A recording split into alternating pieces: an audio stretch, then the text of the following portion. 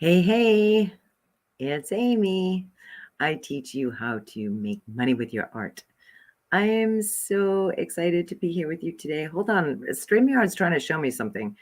Live streaming isn't enabled. Oh, okay. All right. Sorry about that. I just had a little glitch.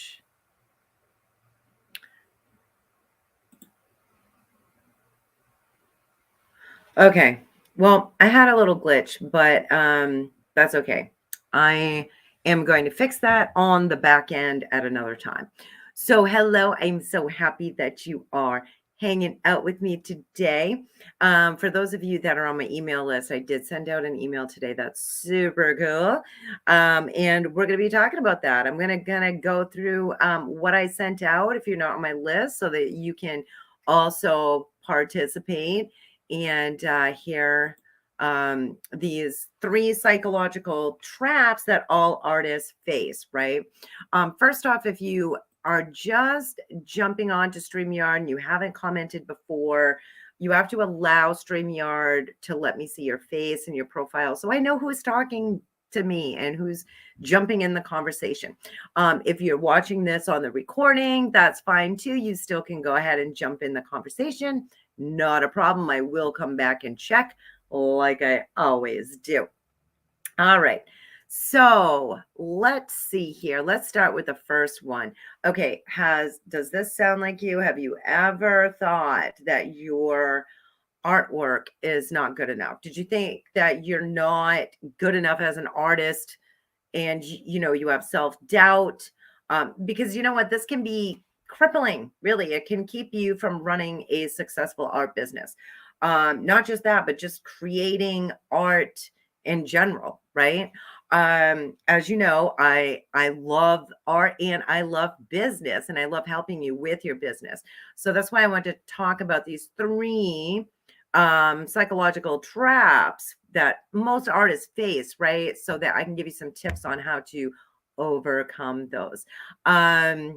Go ahead and let me know where you're watching from. And like I said, go ahead and join in the convo. I will get back to you if I happen to miss what you're saying, because I'm just going over my email so I can tell you, for those of you that aren't on my list yet, what this is all about.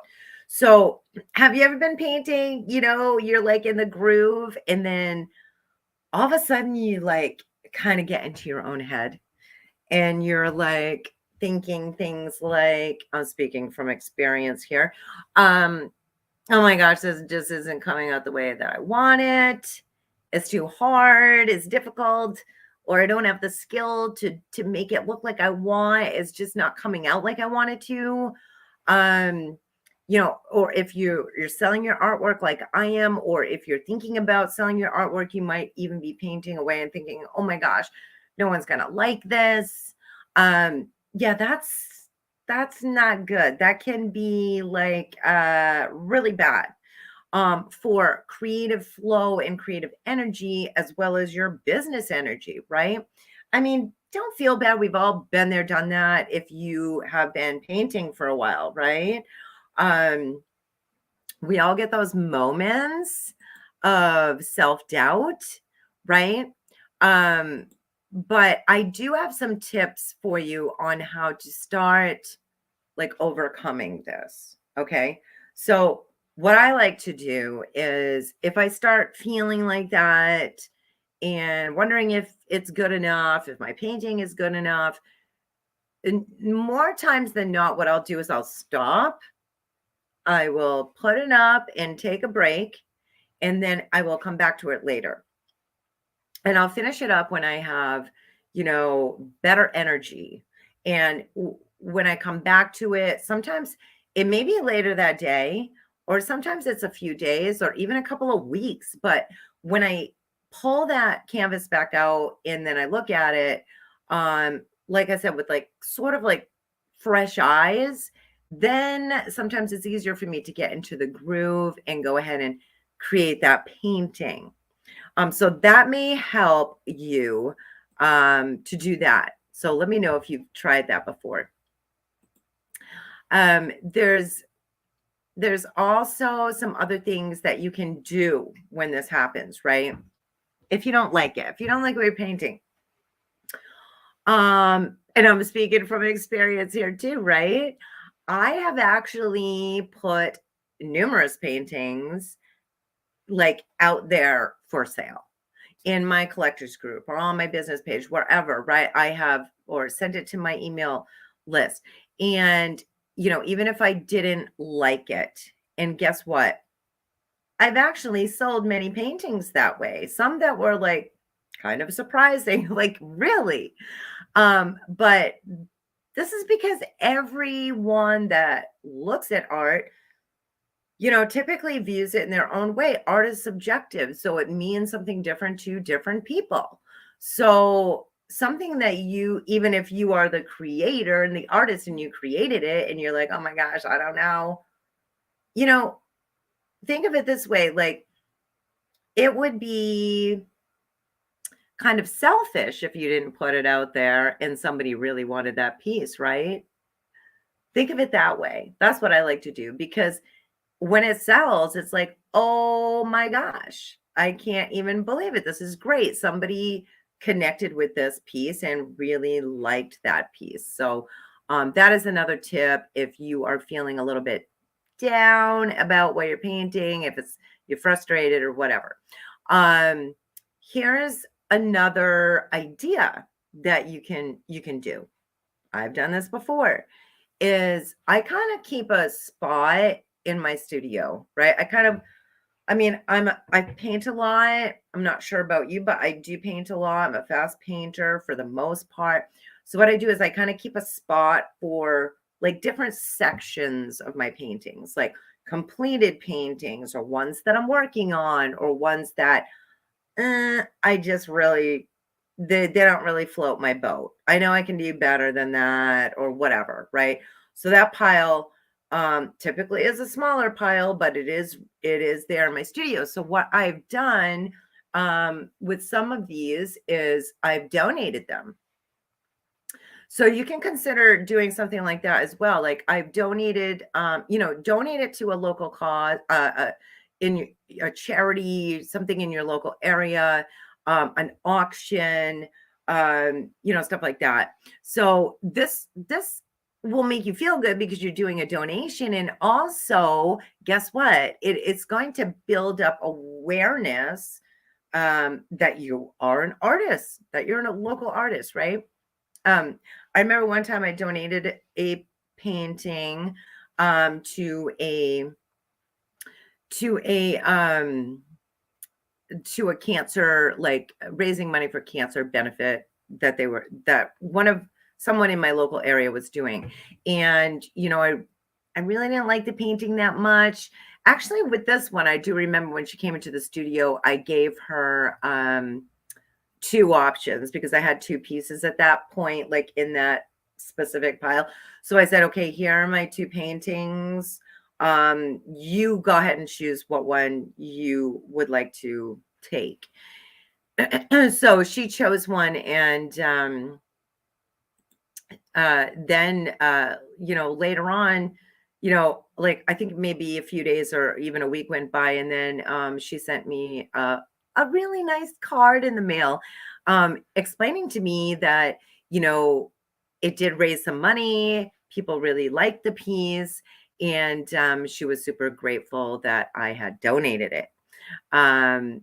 So that made me feel really good. Plus, made her feel good as well. So there's another tip. And I have one last tip on this subject on, if you're feeling like you're not good enough, if you kind of get in your head when you're painting and you're like, oh my gosh, this isn't coming out how I want, like, what can you do with that piece, right? So here's my last tip on that is, you can gesso over it. I mean, it's only paint, right? So sometimes we just have to like be forgiving of ourselves as an artist. And if you are having a difficult time, you put a lot of energy into it and you're like, geez, I don't know. I mean, it's totally your call. You're the artist, but you literally could gesso over it and then just wait for another day and paint something different on the canvas. I've done that before. And I used to think of it as like a loss, like, OMG, I really screwed this up and what a loser I am. I just can't get this right and what a waste. And really, it's so bad to think like that because it's really not a waste of your time at all. It's actually learning curves that you're going through. And we are learning every step of the way within our creative process and our journeys as a whole, right? So if you look at it in that aspect of, well, now I have some more painting experience under my belt, then, then you don't feel so bad about gessoing over it. So hopefully that helps out. For those of you who are on my text list and didn't get a text, that's because I forgot to send one out before I started this video. So sorry about that. Oopsie, my bad. Go ahead and jump in, ask me anything that you want. Basically, I'm just going over some stuff that I sent out in an email today that I think is pretty powerful. And I really would love for you to hear it. So if you're not on my list, you didn't get that text, that email, then I'm just kind of going through what those were. Things that are kind of, that like traps that artists can fall in that I don't want you to fall in, but I want you to know, hey, I hear you, I feel you, been there, done that, and trying to give you some tips on how to get over those, right? Or how to like work through them. So that was number one. That was number one. If you're thinking your art's not good enough, if you missed the beginning of what I was saying, you can go back and watch a recording of this because I always leave the recordings here for you. So the second one is, number two is, I don't know what to price it at. Okay. I mean, this could be like a forever long video, which I'm not going to make it, but we could really go into detail here. I'd like to know how many of you have struggled with this because this is kind of like the daunting wonder of the creative world, right? What to price my painting.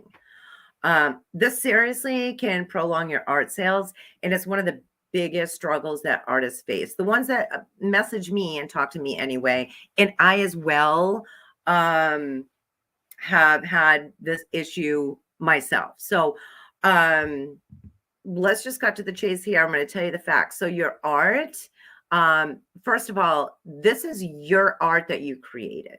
You're the artist, and you seriously have the right to price it however you want. Now, if a customer doesn't want to purchase that piece at the price that you set, don't feel bad about it. Don't be like, oh my gosh, maybe I really got to lower it or this or that. In my opinion, it's just that that's not the right customer for that piece. Okay. So some pieces may be sitting in our studio for a few days, a couple of weeks, a couple of months, or even a year. Right. I actually even sold a painting the other day for a couple $100 that I had for literally 2 years. So you never know. So, if you want to have a sale on your work, you most certainly can do that. I've done that myself. But if you want to stick to your guns on a particular price that you feel good at with that painting, then don't feel bad if you don't get bites on it initially. Because everybody has a different price point in their mind, and every person is an individual, like I spoke about a little bit earlier about how art is subjective. So maybe, that person viewing that piece is just like not really that into it for whatever reason. If they were, maybe they would be willing to pay that price, right? So I just want you to know that if you do get no's, or if you get no bites and you put something out there for sale, that is not really a bad thing. Okay. It's actually one step closer to finding the right type of art collector for you, for your business. And, it's another step to getting a sale for your pieces. We talk about how to price your art inside of Creative Warriors membership on a regular basis. I have trainings on this. I also have how to sell how to sell a painting coaching week on my website. It's only $10 if you want to check that out. There's a whole segment in there as well about pricing. I typically price per hour. There's artists that price all different ways, and we talk about those different ways, but that's the way that I price my work. So there's no right or wrong. You're the artist. It's totally up to you. And inside of our membership, it's great because we can like put up a photo and be like, oh, geez, I don't know. What do you think? And all of our creative warriors be like, oh, yeah, I think that's a good price, or maybe you could do this or that. But remember, even with feedback like that, it still is ultimately up to you on what you want to price it because you are the artist. Okay, so number 3, and we're talking right here about 3 psychological traps that all artists face, or most artists face, right? And I've been there, done that myself. So here I am speaking through experience here. So you might be thinking, I'm not a salesperson. If you want to start your own art business and make some money doing what you love, creating art, it's really not as hard as you think. I think that, well, I know me personally, I shouldn't put everybody like into like one basket here, but you know, a lot of times, like when I feel stressed or something like that, I make things way bigger in my head than it's going to be. This is sort of the same thing. Like if you are thinking, I want to start an art business, but oh my gosh, this is going to be just way too much. Usually we make things bigger in our head than it's going to be. So like if you get nervous and stressed out about the thought of negotiating with a potential customer, do you think that you wouldn't be good enough at selling because you may not have a business degree or an art degree? Hello, yours truly does not have either. Do you think it's going to take a lot of time? Right? I mean, this is really up to you. Do you want it to take a lot of time? Do you want to put a lot of time and energy into it? Do you only have a specific block of time available, per day or per week? It's really up to you because it's your business, right? Yes, of course, it's going to take a little time to sell some paintings, but it's your deal. It's your business, so you work it how you want. So, sometimes it can be like confusing and like it might feel like, oh my gosh, if I do this for a business, it's going to take like the fun out of creating. Have you ever thought of that? Hello, Gloria. Thanks for being here. I'm wondering if you ever thought of that. I remember this conversation that I had with my Aunt Susie, who is so super awesome. And she is incredible at cake decorating.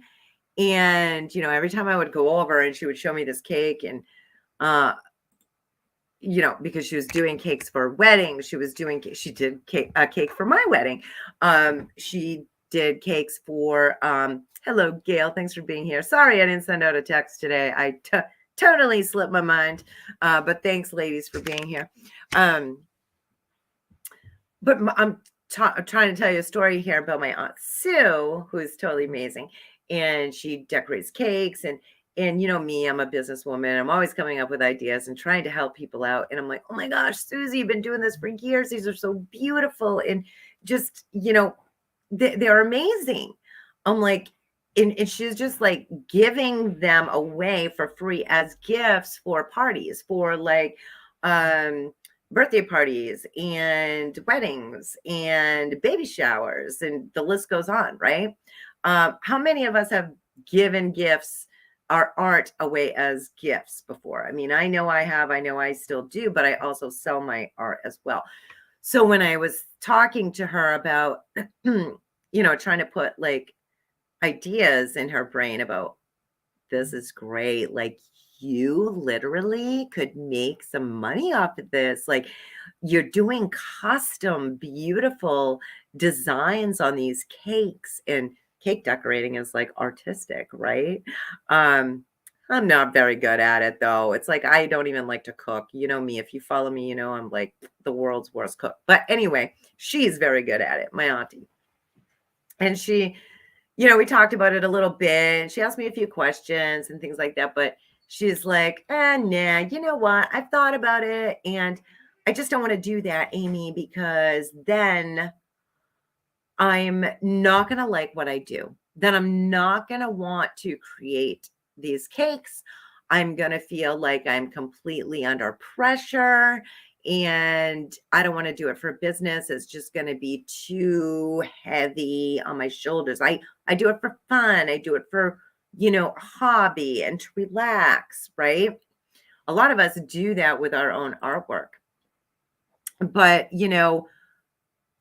there is a difference from by running your art business and creating something that you don't want to create and creating things that you do want to create. Now, me personally, the pressure that I would feel selling my artwork are commissions. And it's not like I never took commissions. I took a lot of commissions. I have one hanging up right now that I have to finish. But nowadays, I'm more particular about what kind of commissions I will take on because I know it gives me a little bit of stressor. So this is your business. So you can work it like that. You can be like, no, I don't do that type of work. Or yes, I do. You know what I like to do the most is I like to paint what inspires me to paint. Like this painting right here. I really enjoyed painting this little landscape back here. And if it sells, great. And if it doesn't, that's okay because I had a good time painting it. But I've sold many, many of my own painting designs that I just came up with on my own or took photos of, whatever. And I make sure that when I'm creating art, it's something that I like to create.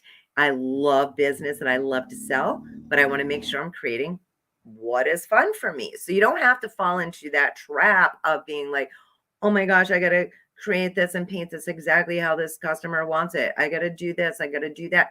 We brainstorm all this stuff inside of Creative Warriors, and we do our brainstorm sessions twice a month too, which is super helpful for, talk conversations like this.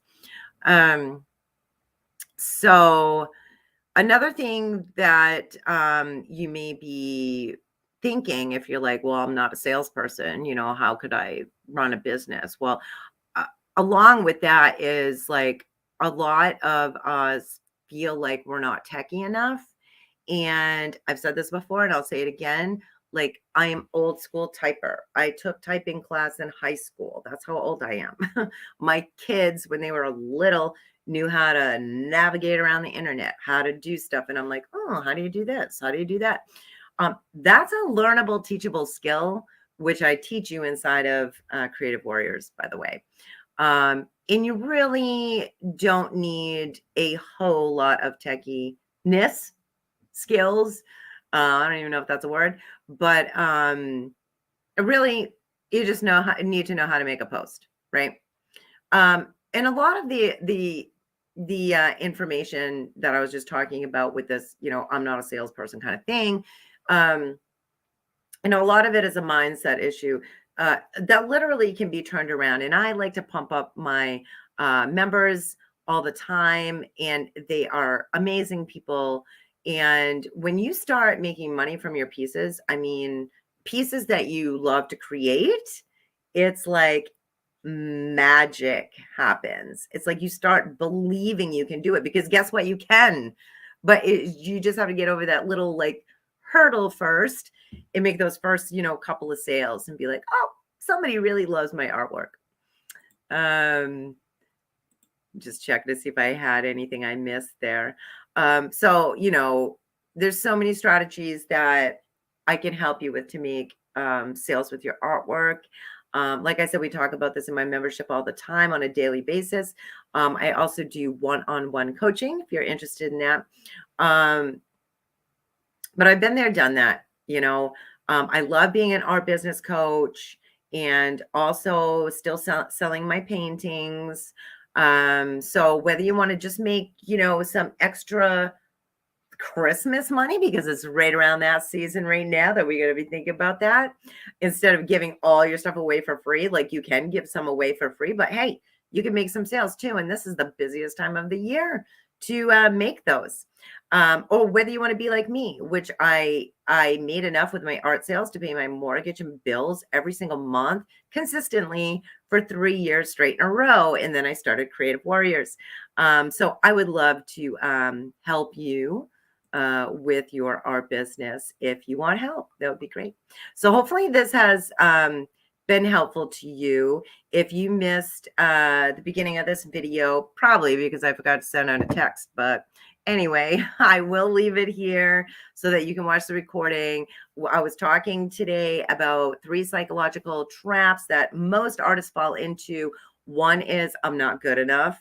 Like my art is not good enough. I don't know what to price it at. I'm not a salesperson. So how am I supposed to like run a business or sell a painting? So if you missed any of this, you most certainly can go back and check out the recording. It'll be right here for you. I sure do hope that you all have a wonderful day. And if you see the little scroll across the bottom of the screen and you want that free gift from me, the Art Business Guide, go ahead and text the word guide to 207-230-6018. And then you will get the Art Business Guide right there. It's packed full of amazing information. But you can reach out to me anytime. I would love to help you. Bye, Gail. Thanks for being here. Bye, Gloria.